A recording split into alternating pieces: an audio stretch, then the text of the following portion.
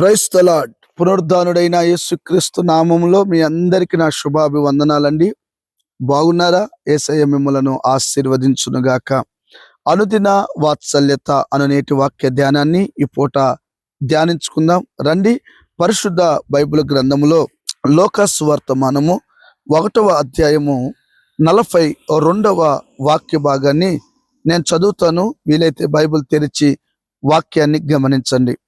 స్త్రీలలో నీవు ఆశీర్వదింపబడిన దానవు, నీ గర్భఫలమును ఆశీర్వదింపబడును. యేసయ్యకి మహిమ కలుగునుగాక. ప్రియమైన దేవుని బిడ్లారా, చదవబడిన ఈ వాక్య భాగంలో ఈ ఉదయకాలం నీతోనూ నీ కుటుంబంతోనూ నా ప్రభు సూటిగా మాట్లాడుతున్న ఒక సత్యం ఏంటంటే, ఒక స్త్రీ గురించి ఇక్కడ మాట్లాడుతూ, స్త్రీలలో నీవు ఆశీర్వదింపబడిన దానవు, నీ గర్భఫలము ఆశీర్వదించబడును. ఇక్కడ 2 విషయాలని ప్రభు ప్రస్తావించి మాట్లాడాడు. అమ్మా, స్త్రీలందరికంటే నువ్వు ఆశీర్వదించబడిన దానివమ్మా అంటాడు. రెండవది, నీ గర్భఫలము ఆశీర్వదింపబడును గాక అంటాడు. 2 దీవెనలు కనబడుతున్నాయి బిడ్లారా.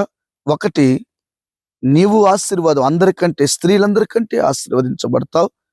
నీ గర్భఫలము ఆశీర్వదించబడుతుంది అంటే నీ పిల్లలు కూడా ఆశీర్వదించబడతారు అని లేఖనం సెలవిస్తుంది. నిజమే తల్లులారా, వాక్యాన్ని వింటున్నావు. ఈ ఉదయకాలం సూటిగా ప్రభు మాట్లాడుతున్నాడు. ఈ రోజున నీ వీధిలో ఉన్న స్త్రీలందరికంటే నువ్వు ఆశీర్వాదకరంగా ఉన్నావా? నీ బంధువులందరిలో స్త్రీలందరికంటే తల్లి నువ్వు ఆశీర్వాదకరంగా ఉన్నావా? ఆశీర్వదించబడినట్లుగా బ్రతుకుతున్నావా? ఈ రోజున ఎక్కడో బెత్లెహేములో, కురుగ్రామంలో ఒక 300-400 మంది సంచరించే నివాసం చేసే ఆ ఊరిలో ఈ మరియ తల్లి గారు నివాసం చేస్తుంది. ఆ తల్లి చాలా దేవుని యందు భయభక్తులు కలిగిన తల్లి. ఆ తల్లి గురించి చెప్పాలంటే చాలా అనుభవాలు ఉన్నాయి. ఈ ఉదయకాలం అన్ని విషయాలు నేను నీకు చెప్పలేను గనుక ఒక విషయాన్ని నేను మీకు జ్ఞాపకం చేస్తాను. బిడ్లారా, ఎందుకు మరియమ్మ గారిని ఆ కురుగ్రామంలో ఉన్న ఆ చిన్న ఊరిలో ఈ తల్లిని ఎందుకు ఆశీర్వదించాడు? ఆమె గర్భాన్ని దేవుడు ఎందుకు కోరుకున్నాడు? ఆమె గర్భఫలంలో నుంచి వచ్చిన యేసు ప్రభు ప్రపంచానికి లోకరక్షకుడిగా మార్చబడ్డాడు. ఆమె గర్భము ధన్యకరంగా మార్చబడింది. స్త్రీలందరికంటే ఆమె ఆశీర్వదించబడి భూమి ఆకాశం ఉన్నంత వరకు ఆమె పేరు మాసిపోకుండా ఆ తల్లిని జ్ఞాపకం చేసుకునేటట్లుగా చేయడానికి గల కారణాలేంటి? ఆలోచించు తల్లులారా. దండం పెడుతున్నాను. నీ ఆశీర్వాదం నీ చేతిలోనే ఉంది. ఈరోజు నా కుటుంబాన్ని ఎలా నడిపించుకుంటున్నావు? తల్లులారా, దేవునికి లోబడుతున్నారా? భయభక్తులు కలిగి ఉంటున్నారా?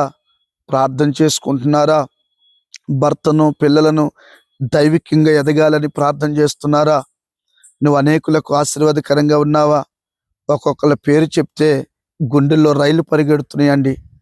ఆ తల్లిగారి పేరు చెప్తే కలవరం, ఈ తల్లిగారి పేరు చెప్తే కలవరం, ఆ తల్లిగారి పేరు చెప్తే భయం, ఈ తల్లిగారి పేరు చెప్తే అమ్మ మా ముందు చెప్పకండి బాబు, చెవులు పగిలిపోతున్నాయి అన్నట్లుగా కొంతమంది స్త్రీల పేర్లు చెప్తుంటే కలవరం ఏర్పడుతుందేమో కదా.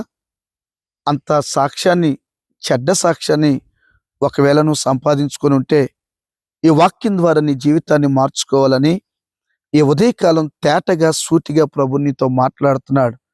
ఓ నా ప్రియమైన తల్లి, ఒక సేవకుడిగా 2 చేతులు దండం పెట్టి బ్రతిమలాడుతున్నాను.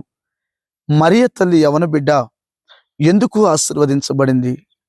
ఆ గర్భం ఎందుకు ధన్యకరంగా మార్చబడింది? ఎప్పుడైనా నువ్వు ఆలోచన చేసావా? ఒకసారి లోకాసు వార్త 1వ అధ్యాయము 26వ వాక్యాన్ని చదివితే, 6వ నెలలో గాబ్రియేలు దేవదూత గలిలయలోని నజరేతు అనే ఊరిలో దావీదు వంశస్థుడైన యోసేపునకు ఒక పురుషుని ప్రదానం చేయబడిన కన్యక యొద్ద దేవుని చేత పంపబడెను. ఆ కన్యక పేరు మరియ. ఎందుకు ఆమె ఆశీర్వదించబడిందో, ఒక రోజున గాబ్రియేలు దేవదూత, దయాప్రాప్తురాలా, నీకు శుభము కలుగునుగాక, నీకు ఒక శుభవచనము తెలియజేయుచున్నాను అని ఆ దూత చెప్పగానే ఈమె కంగారు పడిపోయి ఏమిటో ఆ శుభవచనము అని ఆలోచిస్తూ ఉండగానే ఆ దూత ఇలా అంటుంది, మరియా భయపడకుము, దేవుని వలన నీవు కృప పొందితివి. దేవుని వలన నీవు కృప పొందితివి. యేసయ్యకి మహిమ కలుగునుగాక. ఈ మరియా, ఈ యవన బిడ్డ ఎందుకు ఆశీర్వదించబడిందో తెలుసా? నెంబర్ 1, ఆమె దేవుని వలన కృప పొందింది. కృప ఎందుకు పొందుకోగలిగిందో తెలుసా? దీనురాలుగా ఉందంట. ఆ యవన బిడ్డ మరియా తల్లిగారు ఎందుకు ఆశీర్వదించబడిందో ఒక 2-3 విషయాలు నేను మీతో జ్ఞాపకం చేస్తాను. మొట్టమొదటిగా ఆమె గురించి పరిశుద్ధాత్మ దేవుడు రాయించిన మాట ఏందో తెలుసా? ఆమె కన్యక. దేవుని బిడ్డ, ఓ యవన స్త్రీలారా, వివాహమైన తల్లులారా, ప్రస్తుతం పరిస్థితుల్లో ఈ యొక్క పరిశుద్ధత అనే మాట కరువైపోతుంది. దేవుని బిడ్డ, చాలా మంది జీవితాలు అపవిత్రం చేసుకొని దేవునికి దూరస్తులుగా బ్రతుకుతున్నారు. నేను ఒక మాటని జ్ఞాపకం చేయాలని ఆశపడుతున్నాను. పరలోకమందున్న దేవదూత భూలోకానికి వచ్చి సంచరిస్తుంటే ఈ కన్యక పరిశుద్ధత జీవితం జీవిస్తున్న ఈ కన్యకను చూసి అంటుంది, అక్కడ దయాప్రాప్తురాల, నీకు శుభము కలుగును గాక. పరిశుద్ధులకు శుభము కలిగేటట్లుగా ప్రభు చేస్తాడు. ఏమిటో ఈ శుభవచనమని కంగారు పడుతుంటే ఆ దేవదూత అంటది, మరియా, నువ్వు దేవుని వలన కృప పొందితివి. ఇదిగో, నీవు గర్భమును ధరించి కుమారుని కని ఆయనకు యేసు అని పేరు పెట్టుదువు. ఆయన గొప్పవాడై సర్వోన్నతుని కుమారుడనబడును. ప్రభు అయిన దేవుడు ఆయన తండ్రి అయిన దావీదు సింహాసనమును ఆయనకిచ్చును. ఆయన యాకోబు వంశస్థులను యుగ యుగాలు ఏలును. ఆయన రాజ్యము అంతము లేనిదయుండునని ఆమెతో చెప్పాను. యేసయ్యకి మహిమ కలుగునుగాక. ప్రియమైన దేవుని బిడ్లారా, నువ్వు పరిశుద్ధంగా బ్రతుకుతే, నీతిగా నువ్వు బ్రతుకుతూ ఉంటే, భయభక్తులు కలిగి బ్రతుకుతూ ఉంటే దేవుని కృప ఆవరిస్తుందంట. నువ్వు కృప పొందిన దానివి. దీనత్వం అండి, సాత్వికం అండి, దయ కలిగి బ్రతకడం అండి. ఆ తల్లిగారిని గురించి ప్రభు అంటాడు, దయాప్రాప్తురాలా, నీకు శుభము కలుగునుగాక. నువ్వు దేవుని చేత కృప పొందితివమ్మా అంటాడు. నిజమే కదా బిడ్డ? ఆ పరిశుద్ధతను కాపాడుకున్న తల్లి, కృప పొందిన ఆ తల్లి జీవితంలో ఎంత గొప్ప కార్యాలు జరిగాయి. ఈ రోజున నీవు కూడా పరిశుద్ధ జీవితాన్ని జీవించాలని మరొక పర్యాయం దేవుడు నీ జ్ఞాపకం చేస్తున్నారు. ఎంతో మంది ఆ పరిశుద్ధతని ఇప్పుడు విడిచిపెట్టేశారు. నా చేతులు జోడించి దండం పెడుతున్నా. మరియ తల్లి గర్భాన్ని ఎలాగూ దేవుడు ఆశీర్వదించాడో, మరియ తల్లిని స్త్రీలందరికంటే అత్యధికముగా ఎలా వృద్ధి చేశాడో, గుర్తుండేలా చేశాడో, మిమ్ములను మీ కుటుంబాలను అలాగూ చేయాలంటే పరిశుద్ధ జీవితం జీవిస్తూ లౌక్యం సౌఖ్యానికి దూరంగా బ్రతుకుతూ దేవుని భయభక్తులు కలిగి దీనత్వంగా, దీనులైన మీరు ధన్యులు, పరలోక రాజ్యము మీది అంటాడు. దీనులు భూలోకాన్ని స్వతంత్రించుకుంటారు అంటారు. బిడ్లారా, ఈ మరియ తల్లిని ఎలాగో ఆశీర్వదించాడో చూశారు కదా. ఆమె గర్భంలో నుంచి సృష్టికర్త అయిన రక్షకుడు యేసు ప్రభుల వారు పుట్టారు. ఆయన రక్తం ద్వారా కడగబడుతున్న మనందరం నీతిమంతులుగాను పరిశుద్ధులుగాను మార్చబడుతున్నాం. ఆ మరియ తల్లి పేరు తెలియని వాళ్ళంటూ ఉండరు.